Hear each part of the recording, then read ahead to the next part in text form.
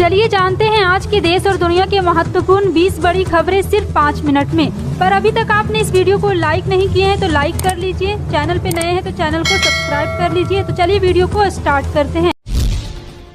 भत्ता आरक्षण, भ्रष्टाचार समेत कर्नाटक के 5 मुद्दे जो तय करेंगे कौन जीतेगा बाजी। पूरी जानकारी आपको विस्तार से देंगे, वीडियो को अंत तक जरूर देखें। बता दें कि कर्नाटक चुनाव में 1 माह से भी कम समय है।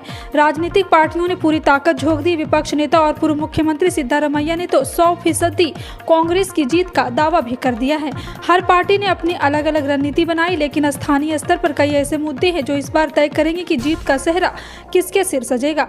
भाजपा के मुकाबले कांग्रेस ने कई बड़ी घोषणाएं भी की हैं। वहीं भाजपा मोदी मैजिक के सहारे नैया पार कराने में जुटी है। जी हां, आपको बता दें कि कांग्रेस ने पहले ही बेरोजगारी मुद्दे पर बड़ा पासा फेंका है।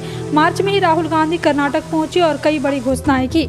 इसमें सबसे बड़ी घोषणा की युवा निधि सम्मान, और राहुल गांधी ने कहा पिछले 45 सालों में यहाँ सबसे ज्यादा बेरोजगारी है। कर्नाटक में मुस्लिम आरक्षण एक बड़ा मुद्दा बन सकता है। दरअसल राज्य में ओबीसी आरक्षण के तहत 30 साल पहले मुस्लिमों के लिए 4% कोटे की व्यवस्था की गई थी। उस पर सरकार ने खत्म कर दिया, लेकिन यहाँ पे कांग्रेस की सरकार बनती है तो फिर से आरक्षण लागू हो सकता है। कर्नाटक भाजपा नेताओं को लेकर कांग्रेस ने जोर शोर से करप्शन का मुद्दा भी उठाया है। कर्नाटक में अभी भी भाजपा ने अपना सीएम कैंडिडेट घोषित भी नहीं किया, और बेरोजगारी भत्ते के बाद कांग्रेस ने महिला मुखिया को आर्थिक मदद देने का जो वादा किया वो चुनाव का रख बदल सकता है। कांग्रेस की चुनावी घोषणा के मुताबिक पार्टी सत्ता में आती है तो हर घर की महिला मुखिया को 2000 रुपये प्रतिमाह भत्ते के तौर पर दिए जाएंगे। देश के संविधान निर्माता डॉक्टर बाबा साहब भीमराव अंबेडकर की जयंती के मौके पर मुख्यमंत्री भूपेश बघेल शुक्रवार को भिलाई के बुद्ध विहार सेक्टर 6 में आयोजित कार्यक्रम में शामिल हुए। उन्होंने इस मौके पर कहा है कि बाबा साहब अंबेडकर ने देश के संविधान में दुनिया के सबसे अच्छे आदर्शों को शामिल किया। जो संविधान उन्होंने बनाया उसमें अंतिम व्यक्ति की आवाज़ भी सुनाई देती है और असर भी होता है।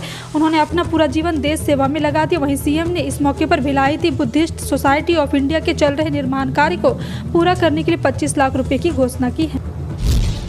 देश में कोरोना संक्रमण के मामले लगातार बढ़ते जा रहे और पिछले 3 दिनों में से एक दिन में 10,000 से अधिक नए मामले सामने आए। केंद्रीय स्वास्थ्य मंत्रालय के अनुसार पिछले 24 घंटे में देश में कोरोना संक्रमण के 10,753 नए मामले दर्ज हुए हैं। संक्रमण में लगातार नए केस सामने आने से एक्टिव केस 50,000 के 5 पहुंच गया। हालांकि रिकवरी रेट 98.69% है। हाल ही में भोपाल की 2 वंदे भारत ट्रेन का तोहफा मिला है। इसी के साथ देश में फिलहाल 15 वंदे भारत एक्सप्रेस ट्रेन दौड़ रही। ये ट्रेनें यात्रियों को बेहतर सुविधा और लग्जरी का एहसास दे रही। इससे पहले भोपाल और दिल्ली के बीच शताब्दी एक्सप्रेस ही एकमात्र ऐसी ट्रेन थी जो कम समय में यात्रियों को दिल्ली पहुंचा देती थी। बता दें, भोपाल दिल्ली के बीच शुरू हुई वंदे भारत एक्सप्रेस का किराया शताब्दी एक्सप्रेस से महज 630 रुपये ज़्यादा है। बिहार में जातीय जनगणना का दूसरा दौर आज से शुरू हो रहा है। इसकी शुरुआत के लिए मुख्यमंत्री नीतीश कुमार अपने घर बख्तियारपुर जाएंगे, जहां वह खुद स्थानीय निवासी के रूप में सभी आंकड़े दर्ज कराएंगे। दूसरे चरण की गणना का काम 15 मई तक चलेगा, जिस दौरान चिन्हित 2 करोड़ 88 लाख परिवार के लोगों को पूरा ब्यौरा 3.5 लाख सर्वे में लगे लोग इकट्ठा करेंगे। इस दौरान लोगों से नाम, लिंग, आयु, शिक्षा समेत कुल 18 सवाल पूछे जाएंगे। बिहार में जातियों की अब संख्या के रूप में कोविड कोड के आधार पर पहचान की जाएगी। प्रत्येक जाति को 15 अप्रैल से 15 मई तक जाति आधारित गणना के महीने भर चलने वाले दूसरे चरण के दौरान उपयोग के लिए एक संख्यात्मक कोड दिया गया है। बिहार इस साल के अंत तक 2 लाख नियमित शिक्षकों की नियुक्ति होगी। यह घोषणा मुख्यमंत्री नीतीश कुमार ने शुक्रवार को जनता दल यूनाइटेड के प्रदेश कार्यालय में आयोजित बाबा साहब डॉक्टर भीमराव अंबेडकर की जयंती समारोह में की। नीतीश ने नियोजित शिक्षकों का वेतन भी बढ़ाने का वादा किया। नीतीश कुमार ने कहा है कि महादलितों को आगे बढ़ाने के लिए विकास मित्रों का काम किया और शिक्षा सेवक का।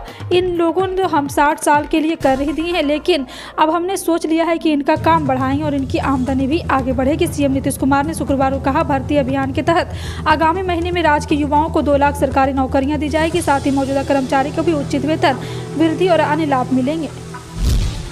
प्रधानमंत्री नरेंद्र मोदी 24 अप्रैल को मध्य प्रदेश आ रहे। पीएम मोदी रीवा में आयोजित पंचायती राज सम्मेलन में शामिल होंगे, जहां वे उत्कृष्ट कार्य करने वाले पंचायत को भी सम्मानित करेंगे। पीएम के कार्यक्रम को लेकर रीवा में पुलिस और प्रशासन ने तैयारियां भी शुरू कर दी है। पीएम मोदी रीवा में आयोजित इस कार्यक्रम में देश के एक बड़ी सौगात भी देंगे और पीएम से 7573 करोड़ की लागत के जल जीवन मिशन के 4 समूह का शिलान्यास करेंगे। इसके अलावा निर्माण कार्यों का भूमि पूजन लोकार्पण भी करेंगे। इसमें पीएम के आगमन की तैयारी को लेकर प्रशासन जुटा हुआ है। देश में गर्मी का सीजन चालू और दिन में बाहर निकलना एक जंग जैसा है। हालांकि अब मौसम में बदलाव आएगा, इसको लेकर मौसम विभाग ने जानकारी दी। भारत मौसम विभाग ने शनिवार 15 अप्रैल से एक नए पश्चिम विक्षोभ के पश्चिमी हिमालय क्षेत्र में दस्तक देने की उम्मीद है। ये विक्षोभ कम दबाव वाली प्रणाली में रहेगी जो भूमध्य सागर के ऊपर बनेगी और पश्चिम की ओर आगे बढ़ेगी। यह नमी एकत्र करती है जो अंततः उत्तर भारत में रुक जाती है। देश में प्रधानमंत्री जनधन योजना के माध्यम से 47 करोड़ से अधिक खाते खोले गए। हालांकि कई लाखों लोग इन खातों पर उपलब्ध फायदे से अनजान हैं। सरकार जनधन खातों के धारकों को 10,000 रुपये दे रही, लेकिन आपको इसके लिए अपनी शाखा में आवेदन करना होगा। इसके अलावा भी इस खाते के और भी फायदे हैं, जैसे कि 1,30,000 रुपये तक की बीमा की उपलब्धता। अगर आप इन कार्यक्रमों के बारे में नहीं जानते, तुरंत पता करें और 10,000 रुपये के लिए आवेदन भी करें। बेहतर कनेक्टिविटी के लिए यहाँ कालकाजी मेट्रो स्टेशन पर महिला चालक भागीदारी के साथ 45 ई ऑटो लॉन्च किए गए हैं। द्वारका और आज़ादपुर के बाद ई ऑटो की सेवा देने वाला यह तीसरा मेट्रो स्टेशन है। दिल्ली मेट्रो रेल कॉरपोरेशन ने स्टेशन पर ई ऑटो चलाने के लिए एक निजी ऑपरेट ईटीओ मोटर्स को नियुक्त किया है। कंपनी कालकाजी मेट्रो स्टेशन पर एक चार्जिंग नेटवर्क भी स्थापित किया है जो एक समय के एक साथ 30 वाहनों को चार्ज कर सकता है। फिलहाल आपका इन सभी खबरों पर क्या कहना है, कमेंट सेक्शन में टाइप करके जरूर बताएं। इसी तरह के पल पल की अपडेट जानने के लिए जुड़े रहें आप अपने NTS न्यूज़ चैनल से। मिलते हैं अगली बड़ी खबर में, तब तक के लिए जय हिंद।